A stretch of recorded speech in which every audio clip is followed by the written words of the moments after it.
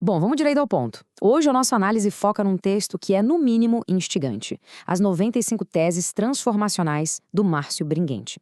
É basicamente uma releitura moderna daquelas famosas teses do Martinho Lutero, sabe? Mas olha só a sacada. Enquanto o documento original, lá do século XVI, queria balançar e reformar as instituições religiosas da época, esse texto novo tem um alvo muito mais íntimo.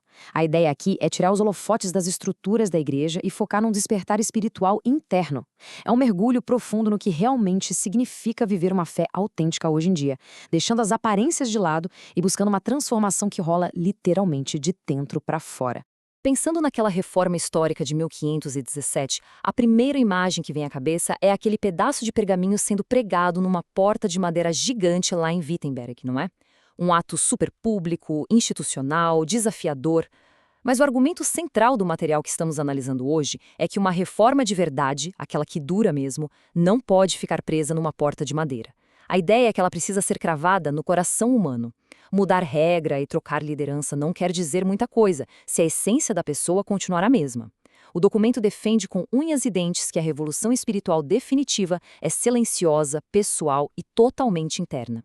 Então, entrando na nossa primeira sessão, a reforma no coração, a reforma interior. O texto já chega com os dois pés na porta dizendo que a vida é um chamado contínuo para renovar a mente. E é aqui que a obra redefine de um jeito brilhante uma palavra que carrega um peso enorme: arrependimento. A tese 30 bate na tecla de que muita gente não entende que arrependimento não é só sentir remorso. Olha, é muito comum a religiosidade ensinar a gente a sentir culpa, a chorar por causa de um erro e chamar isso de arrependimento. Mas o autor vira esse jogo. Ele tira o foco daquele sentimento passageiro de culpa e joga a luz numa mudança de direção contínua e palpável. Não é sobre o quanto a pessoa se sente mal pelo passado, mas sim para onde os passos dela estão apontando no futuro. Faz muito mais sentido, né? Partindo agora para a nossa segunda sessão, sistemas versus transformação interior. A ilusão das regras externas. Aqui a gente começa a ver um contraste que é absolutamente vital. Quais seriam, então, as armadilhas dessas estruturas? O autor aponta que esses sistemas religiosos criados por humanos são até que bons para organizar o comportamento externo, sabe, ditando o que vestir, o que falar, só que eles falham miseravelmente na hora de alcançar a alma. E a coisa vai além. Frequentemente, de acordo com o texto, esses sistemas capturam recursos financeiros, usam o medo espiritual para controlar as pessoas e, em troca, entregam uma falsa sensação de segurança. É uma exaustão total só para manter as aparências. No fim das contas, a vulnerabilidade das pessoas acaba sendo explorada quando o foco sai da graça e vai para esse cumprimento mecânico de regrinhas visíveis. Para ilustrar bem isso, a tese 34 traça uma linha super nítida. Tentar gerenciar aparências usando regras é cansativo e, no fundo, inútil, porque não resolve o problema principal da natureza humana. É como tentar curar uma fratura com um curativo pequeno. As regras externas tratam só a casca, o exterior, enquanto o verdadeiro evangelho trata de criar algo 100% novo. O texto deixa claro que a mensagem não é um manual de boas maneiras, mas sim uma força bruta capaz de gerar uma nova criação. Chegamos à seção 3, a suficiência da graça, a âncora da cruz.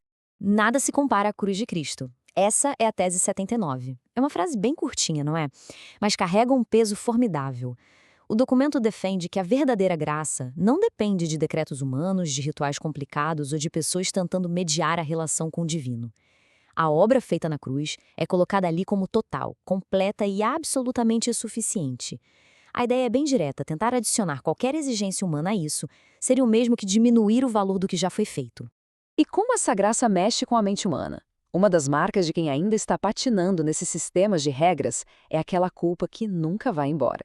Segundo as teses 14 e 15, essa culpa prolongada é o sinal vermelho de uma mente que ainda não foi renovada pela verdade da cruz. Por outro lado, quando a pessoa abraça o amor perfeito, isso simplesmente expulsa o medo espiritual. Pense assim: onde o amor ganha espaço, o medo perde território. É uma libertação psicológica e espiritual imensa, quebrando aquelas correntes da religiosidade baseada no pavor. Bora para a seção 4, o falso e o verdadeiro. Descobrindo o verdadeiro tesouro. A gente tem aqui uma divisão que é como água e vinho.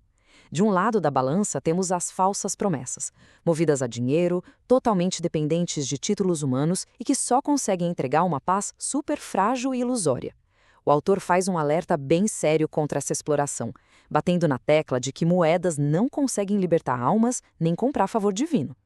Do outro lado da balança, a verdadeira graça é de graça mesmo, anunciada livremente, confia só na obra de Cristo e oferece uma verdade eterna que, sinceramente, não tem preço.